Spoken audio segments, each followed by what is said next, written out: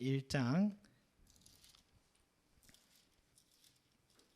11장 1절에서 3절 말씀. 고린도후서 11장 1절에서 3절 말씀. 신약 296쪽에 있습니다. 11장 1절에서 3절 말씀입니다. 같이 한번 읽겠습니다. 시작. 원하건대 너희는 나의 좀 어리석은 것을 용납하라. 청하건대 나를 용납하라.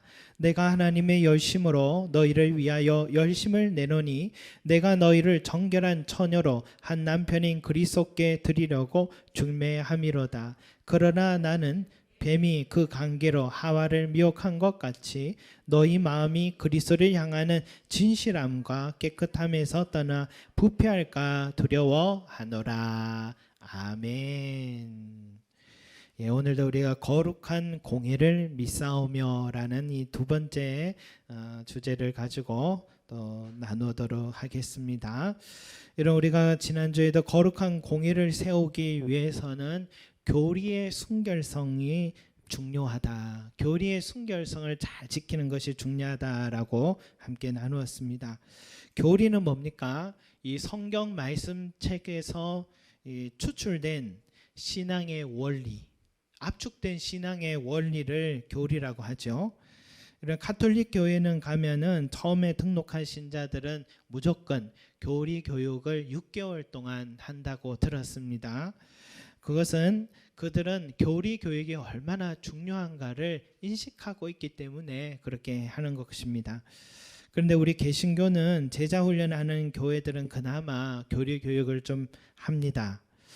또 그러나 대부분의 교회들 중에도 하기는 하는 교회들이 있지만은 선택적으로 하거나 간헐적으로 이 교리 교육을 배우기도 합니다. 그런데 대부분의 교회들은 이 교리 교육을 받을 수 있는 기회가 잘 없는 것 같습니다. 이런 교리 교육의 부재로 인해서 이단들의 접근을 분별할 지식이 없어 넘어질 때가 많구나 하는 것을 알게 됩니다. 이런 교리 교육을 잘 받은 사람과 교회는요, 이 신천지나 하나님의 교회나 통일교와 같은 이단들을 접하게 되면은 건전하지 못한 교리다라는 것을 한눈에 알 수가 있습니다. 그런데 조금이라도 여러분 그런 것까지도 못 받았다 하더라도 상식적인 시각을 가져도 이단을 구별할 수가 있죠. 하나님의 교회는 어머니 하나님이다라고 하면 참 뭔가 이상하다, 낯선 느낌을 갖잖아요, 상식적으로. 또 신천지는 따닥따닥 무릎 꿇고 앉아서 저렇게 집회를 하는 현장을 보기만 해도 뭔가 이상하다 하는 생각이 상식적으로 들죠. 통일교는 이제 세습한 교주가 총 들고 총알로 만든 왕관 쓰고 강단에 앉아 있는 모습만 봐도 뭔가 이상한 집단이구나. 또 합동 결혼식 하는 그런 장면만 봐도 뭔가 부족한 사람들이 많구나 하는 생각을 하게 되죠. 그래서 이단에 넘어간 사람들을 보면 참 남 탓을 할 수 없는 것이 내게도 잘못이 있는 것이 아닌가 한번 돌아봐야 될 것 같습니다. 여러분, 그러나 여러분 이처럼 성실하게 교리 교육을 받거나 상식을 갖기만 해도 이렇게 이단의 유혹을 대처할 수 있지만은 평신도로서 구분하기 힘든 모양으로 다가오는 성경관 또 잘못된 교리들도 있습니다. 이것은 평신도뿐만이 아니라 신학을 전공한 신학생들이라 해도 그 옳고 그름을 구분하지 못해서 넘어가는 경우들도 있습니다. 그것은 바로 뭐냐면은 이 성경의 무오성을 부정하는 신학의 조류라고 할 수 있습니다. 성경의 무오성. 그러니까 성경은 오류가 없다라는 것을 인정하지 않는 그런 신학의 흐름이 있는 것입니다. 이것을 극단적으로는 자유주의 신학이다라고 하고 조금 소극적으로 표현하면 신정통주의 신학이다라고 우리에게 가까이 다가와 있습니다. 이런 이 자유주의 신학은 뭐냐면 성경은 거의 다 오류가 있다, 오류가 많다라고 말하는 게 자유주의고, 신정통주의는 뭐냐면 어느 정도는 오류가 없고 어느 정도는 오류가 있다라고 말하는 게 신정통주의입니다. 정통주의라고 해서 우리랑 똑같다고 생각할 수 있는데, 신정통주의는 바로 그러한 입장에 서 있다는 것은 부정할 수 없는 이야기입니다. 역사적 배경을 한번, 우리나라에 어떤 이러한 역사의 흐름이 들어왔는지 역사적 배경을 잠시 한번 나누어 보자면, 일제 강점기 때 신사 참배로 인하여서 많은 교회들이 또 핍박을 받고 많은 목회자들이 옥고를 치렀죠.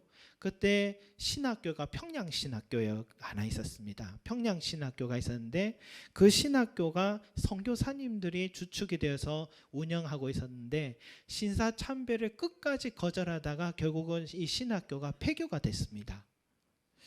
그래서 세월이 흘러 선교사님들이 아니라 우리 조선 사람들이, 외국인이 아니라 우리 한국 사람들이 직접 세운 신학교를 세우자 해서 세운 학교가 1940년 4월 서울 승동교회에서 조선신학교라는 학교가 개교하게 되었습니다.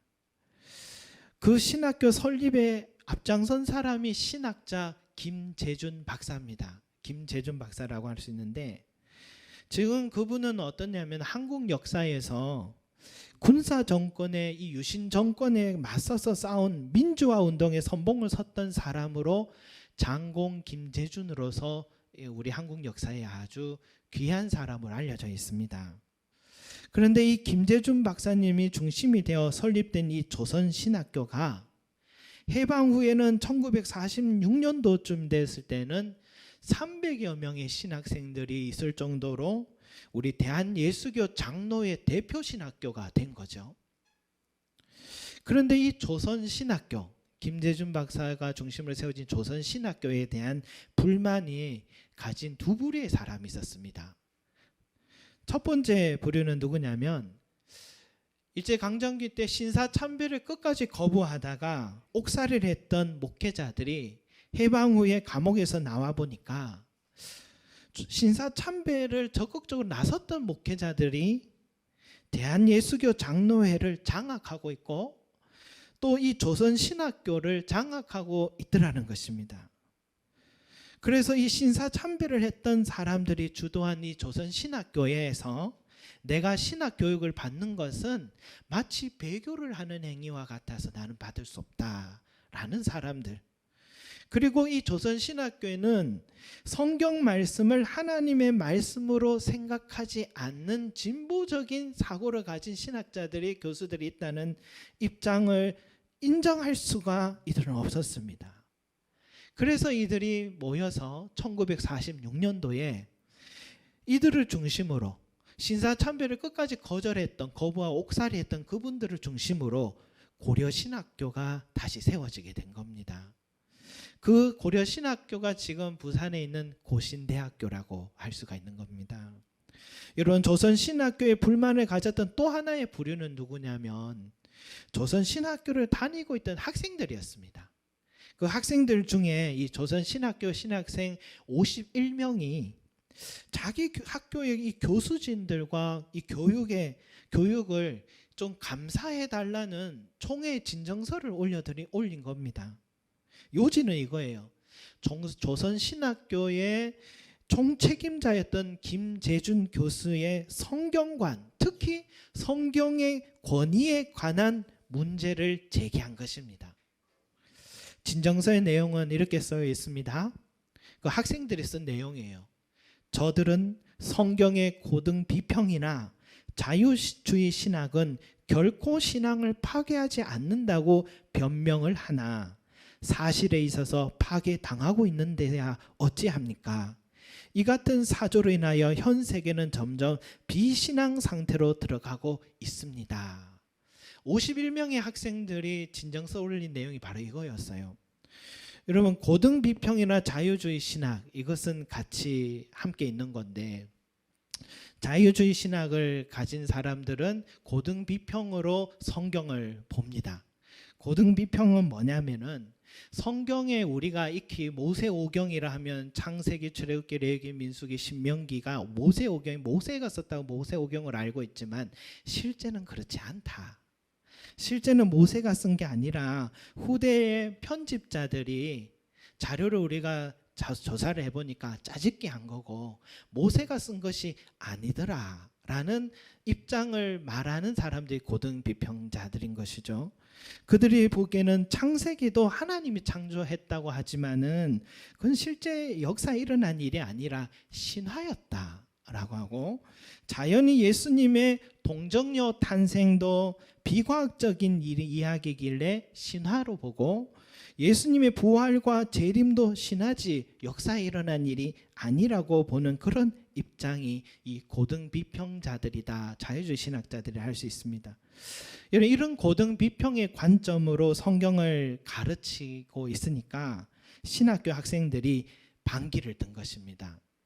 그래서 장로교 총회에서 조사위원회가 설립되었고, 조선 신학교 책임자였던 김재준 교수를 불러서 조사를 하기 시작했습니다. 그 조사 내용의 부분을 이렇게 역사책을 제가 보니까 조사위원회가 먼저 이렇게 물었습니다. 김재준 교수를 앞에 놓고, 김 교수 진술서에 의하면 성경에 오류가 있다고 하셨는데요 하니까 김재준 교수님이 있는 것을 없다고 하겠습니까?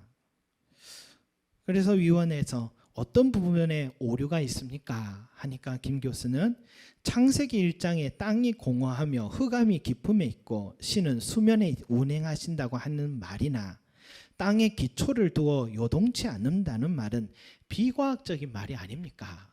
하니까 위원회에서 그러시다면 구약의 창조설 뿐이겠습니까? 신약의 예수의 탄생이나 그의 죽으심이나 부활이나 승천, 이 모든 것도 비과학적인 말들 아닙니까? 이도 믿을 수 없는 것 아니겠습니까? 하니까 김 교수가 그는 사람을 구속하시기 위한 하나님의 특별 섭리이니 저는 믿습니다.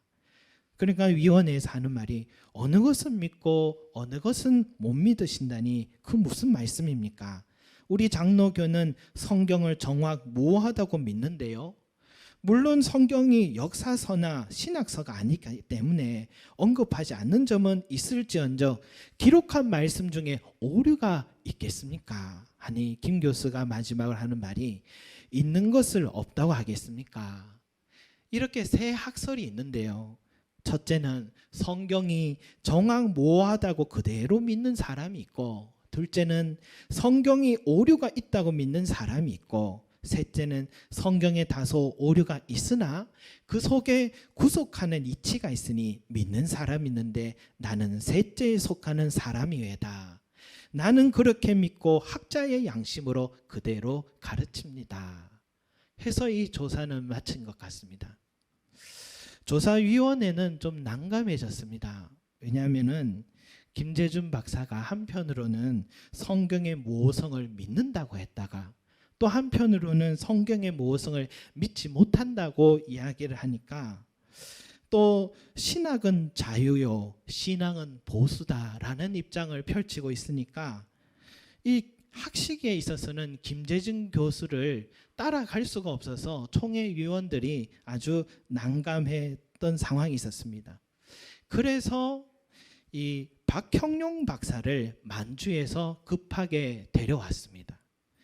그 박형룡 박사가 바로 우리 교단의 총회 신학교를 또 설립한 또 중심에 섰던 그런 분인데, 그가 그 강의 내용과 김재준 박사의 강의 내용과 교단 그 조사 기록을 보고서 이렇게 판단하게 됐습니다.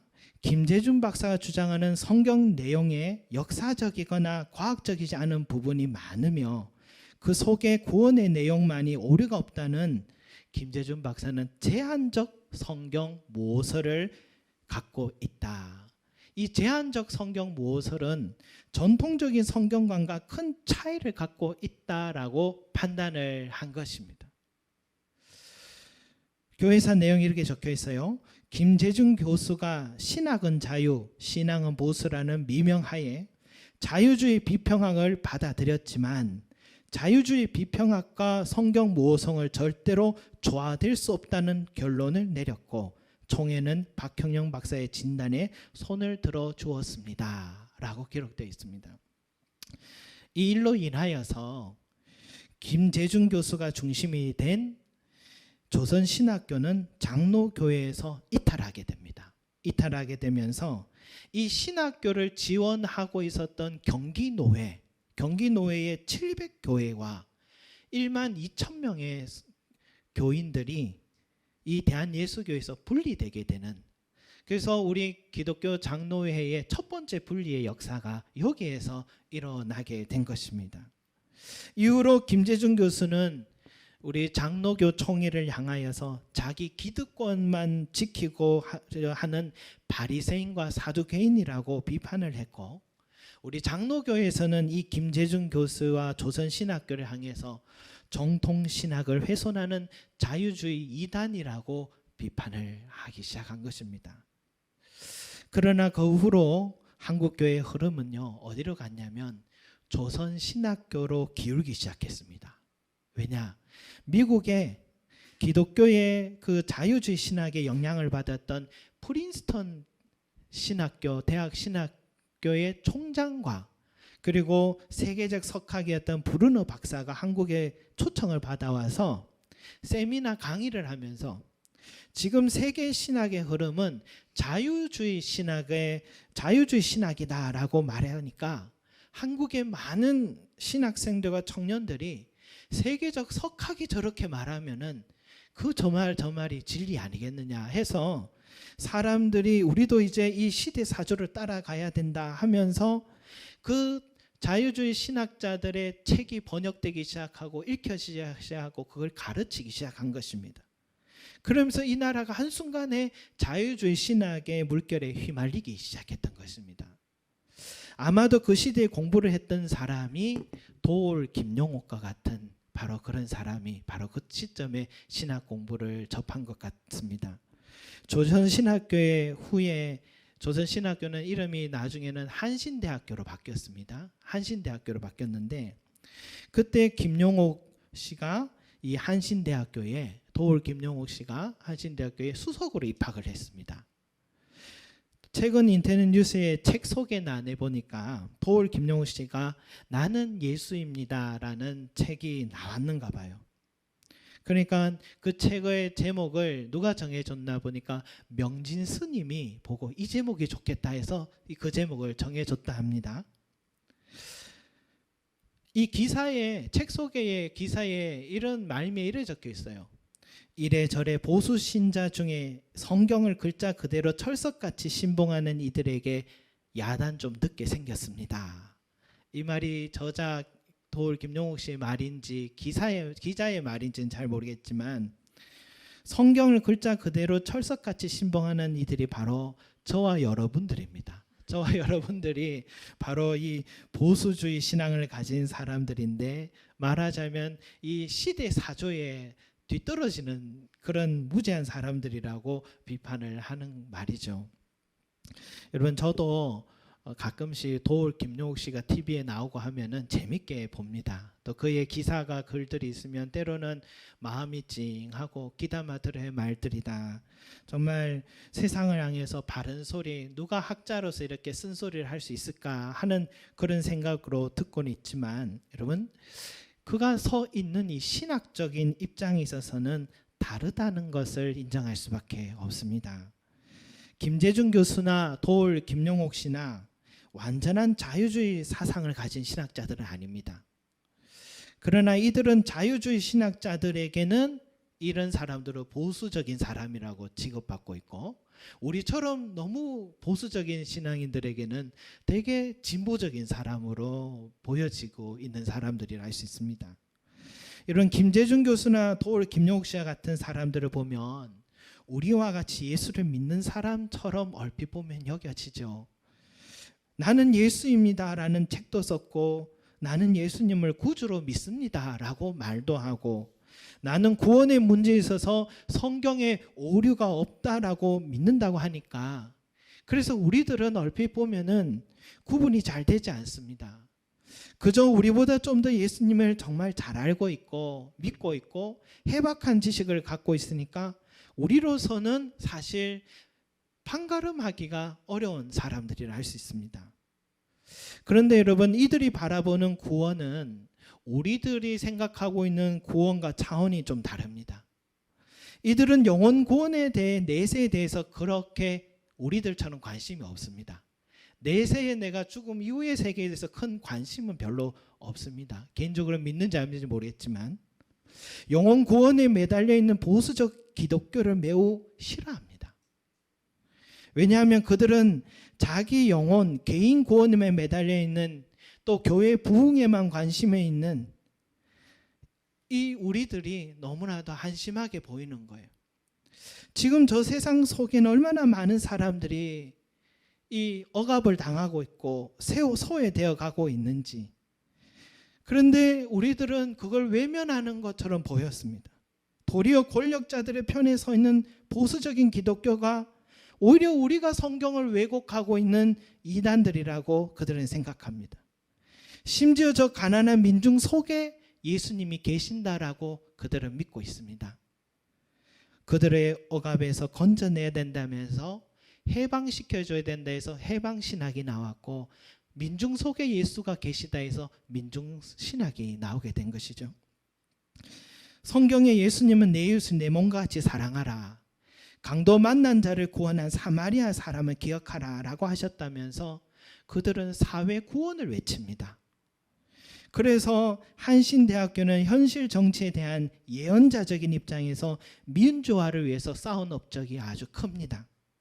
마치 예수님이 예루살렘 입성할 때 당시 기득권이었던 바리새인과 사두개인들, 로마 정권이 두려워했던 것처럼 또한 우리들도 그렇게 해야 된다라고 예수님을 바라봅니다.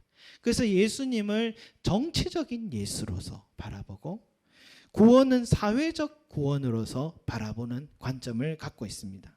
이렇게 예수의 삶을 조명한 것이죠. 그래서 여러분, 한국 신학교에서 옛날에 조선신학교죠, 그 김재중 교수와 그의 제자들인 문익환 목사님과 안병무 박사님과 같은 사람들이 독재 정권을 향해서 치열하게 싸웠던 것은 그들이 정치적 예수, 사회 구원론을 갖고 있었기 때문에 가능했던 움직임이다 할 수가 있습니다.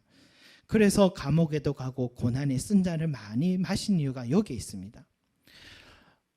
저는 이 부분에 있어서 존경합니다. 그분들의 그 헌신과 실천들은 우리가 정말 본받고 존경해야 된다 생각합니다. 당시의 보수주의 기독교 목회자들은 독재자들을 찬양한 역사가 있었기 때문이죠. 그런 의미에서 우리 보수적 기독교에 서 있는 우리들은 이들에게 빚을 졌고, 또 한편으로는 우리의 그 또 다른 또 극단을 반성해야 된다라고 그렇게 생각합니다. 그러나 여러분, 우리가 그들의 행동하는 신앙, 이웃과 사회를 위해서 헌신한 그 실천들은 존경하고 고맙게 생각해야 되는 것은 마땅한데, 그렇다고 해서 순수한 신앙의 교리들을 2000년 동안 치열하게 싸워오며 지켜왔던 이 신앙의 교리들과 종교개혁자들의 이 정신을 하나님의 말씀의 1.1획도 틀림이 없다는 성경의 모성까지도 내어주는 것은 동의할 수 없다라는 것입니다. 제가 좀 지루한 역사신학을 이야기해서 죄송합니다. 제가 이걸 설교하려고 하니까 막 뒤척뒤척하고 그러니까 저희 사모가 왜 이렇게 관심도 없는 어려운 이야기를 하냐고 그렇게 막 얘기하더라고요. 그래서 그러게 말입니다 하고 그렇게 대답했는데, 여러분, 신학은 자유요, 신앙은 보수다라는 것은 불가능한 일이다라는 걸 말씀드리고 싶어서 말씀드린 겁니다. 왜냐하면 저도 이 두 영역에 함께 서보았던 시간이 저에게 개인에게는 있었기 때문이죠. 창세기에 나온 창조의 이야기, 선악과를 따먹으려는 타락의 이야기, 인간의 죄로 인한 대홍수의 이야기, 예수님의 동정녀 탄생과 부활과 십자가상의 죽음, 승천, 재림에 관한 이야기, 예수님이 행하신 수많은 기적의 이야기들을 신화적으로 바라보고 짜집기라고 생각하고 바라보고 나니까 문제는 제가 그 뒤로부터 이 성경책을 하나도 믿을 수가 없게 되는 상황에 빠지기 시작하더라고요. 성경책 의심하기 시작하니까 이제 제 마음속에 이 성경의 하나님의 말씀 자체도 이제는 믿기 힘든 상황으로 가기 시작하더라고요. 이제는 믿을 하나님이 없게 되니까 내 마음속에 기도할 곳이 없어지기 시작하더라고요. 이제는 내 손에는 빈 껍데기만 남습니다. 처음에는 신학교 1학년 갈 때는 목사가 됐는데 2학년이 되면 전도사가 되고 3학년이 되면 평신도가 되고 4학년이 되면 무신론자가 돼버리는, 교수님들은 소방수였어요. 그때 우리는 뜨겁게 들어갔는데 다 식혀버리는 소방수와 같은 그런 입장이 우리가 되었어요. 그래서 고등 비평과 성경 모성은 조화될 수 없다라는 이 평가는 옳은 진단이라고 생각합니다.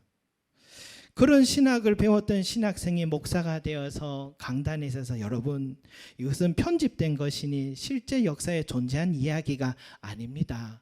핵심 정신만 받아들이시면 됩니다. 라고 여러분 가르치면 얼마나 많은 그리스도인들이 영적인 허무함에 빠지겠습니까? 그래서 믿고 배우고자 하는 설교자 목사님의 말인데 옳은 말이겠지 하고 듣다 보면은 그런 생각이 또 배우게 되면 얼마나 많은 그리스도인들이 영적인 공고함에 빠지게 되겠습니까? 심지어 나중에 저는 학생들에게 뭐라고 가르치고 있었냐면은 오병이어 사건을, 어린아이가 예수님께 드렸더니 물고기 2마리와 보리떡 5개 드렸는데 그것은 주님께서 기도하심으로 기적이 일어나 많은 5,000명을 먹였다는 내용을 한 아이가 모두 다 눈치 보고 있다가 한 아이가 먼저 도시락을 꺼내니까 다른 사람들도 자기만 먹으려고 갖고 있던 도시락을 다 꺼내기 시작했던 그 사건이라는, 이 기적이라는 기적은 어떻게든 현실적으로 설명해 보려고 했던 그런 오류에 저도 빠지기 시작하더라고요. 그때 저에게 배웠던 학생들이 참 미안하다 하는 생각을 좀 더 하고 있습니다. 여러분, 이 성경의 권위를 우리가 존중해야 된다라는 것을 말씀드리고 싶습니다. 모든 말씀이 하나님의 말씀이라고, 물론 이 한 권의 책을 수천 년 동안 어떻게 수십 명의 저자가 어떻게 한마디로 같은 말을 통일성 있게 말할 수 있냐라고 우리는 인간적으로는 충분하게 의심할 수가 있지만, 그러나 그 저자들 한 사람 한 사람에게 성령님께서 감동을 주셔서 그들의 살아온 환경과 필력과 그들의 기질은 다 달라도 성령님께서 감동으로 쓰게 하셨기 때문에 성경 전체가 하나의 통일성을 갖고 있으며 성령의 감동으로 쓰셨기 때문에 오류가 전혀 없다는 이 믿음으로 이 성경 말씀을 보아야 될 줄로 믿습니다. 그래서 바울이 뭐라고 했습니까? 모든 성경은 하나님의 감동으로 된 것으로 교훈과 책망과 바르게 함과 의로 교육하기에 유익하니라고 했습니다. 여러분, 조금이라도 의심의 눈초리로 이 성경에 보기 시작하면 부분적으로만 오류가 있다라고 먼저 빼곡하게 첫문을 살짝 이성의 문을 열기 시작하면 나중에는 걷잡을 수 없는 저 자유주의자들과 같이 이 성경책 전체가 오류의 덩어리라고 말하는 오류에 우리도 빠질 수가 있는 것입니다. 그때는 이 성경책은 한낱 문학책이 되어버리고 내 믿음과 신앙도 함께 내던져지게 되고 내 신앙과 내 영혼까지 내던져버리는 위험에 빠지게 되는 것입니다. 그래서 그런 앞서 나가는 신앙을 가졌다고 했던 서구 사회, 서구의 교회들은 지금 어떻습니까? 문을 닫기 시작하고 있고 몇몇 교회들은 서 있기는 한데 노인들 몇 사람만 예배 드리고 있는 현실이 서구의 교회들입니다. 여러분, 그나마 한국교회가 이렇게 서 있을 수 있었던 것은 이 성경의 권위를 지키기 위해서 몸부림쳤기 때문입니다. 때로는 무식하다는 소리 들어도 이 하나님의 말씀은 1.1에게 오류가 없습니다 하는 이 믿음으로 지켜갔기 때문에 이 한국교회가 여기까지 있고 이 나라가 하나님의 축복 가운데 서 있는 줄 믿습니다. 그렇다고 여러분 숙제가 없는 것은 아닙니다. 우리들에게 숙제 있습니다. 교회는 많이 서 있지만 성경의 무호성만 끝까지 외치고 있으면서 왜 한국교회는 예언자적인 목소리를 내지 못하느냐? 또 왜 내 개인의 구원에만 집착한 나머지 저 사회에 소외되어 가고 있는 내 이웃을 사랑하라는 계명은 왜 소홀히 하고 있느냐? 이거는 우리들이 풀어가야 될 숙제입니다. 정말 성경의 말씀 그대로 믿는다면 하나님을 사랑하는 일에도 앞장서야 되지만 내 이웃을 내 몸같이 사랑하는 이 예수님의 말씀도 우리가 순종해야 되는 것이 성경의 모성을 주장할 사람들의 이 위치가 아닐까 하는 생각이 듭니다. 성도 여러분, 그러나 거룩한 공회, 공교회를 세우기 위해서는 이 하나님의 말씀인 이 성경의 권위를 함부로 대하는 사상과 신학에 대해서는 과감하게 아니요라고 외칠 수 있는 신앙인들이 되시기 바랍니다. 그것이 아무리 세련된 언어로 우리에게 다가온다고 하더라도, 아무리 유명한 권위 있는 학자가, 권위 있는 강사가 다가와서 우리에게 말한다 하더라도 이 성경의 권위에 흠집을 내는 목소리라면 단호하게 아니요라고 말할 수 있는 믿음의 사람들이 되시기를 소망합니다. 그것이 내 영혼을 지키는 길이고 주님의 교회를 거룩하게 세우는 이름을 여러분 꼭 기억하셔서 성경은 1.1획도 오류가 없고 하나님의 감동으로 쓰여진 말씀임을 꼭 믿으시고 순종하신 저와 여러분 되시기를 소망합니다. 기도드리겠습니다. 사랑과 은혜가 많으신 우리 아버지 하나님, 감사 영광 올려드립니다. 오늘 우리에게 주신 이 말씀 우리가 꼭 마음에 새기게 하여 주시고 주님께 아버지 하나님 믿음으로 나아가게 하여 주시고 이 말씀 한 절 한 절을 의지하여서 하나님께서 주시는 은혜로 달려갈 수 있게 도와주시옵소서.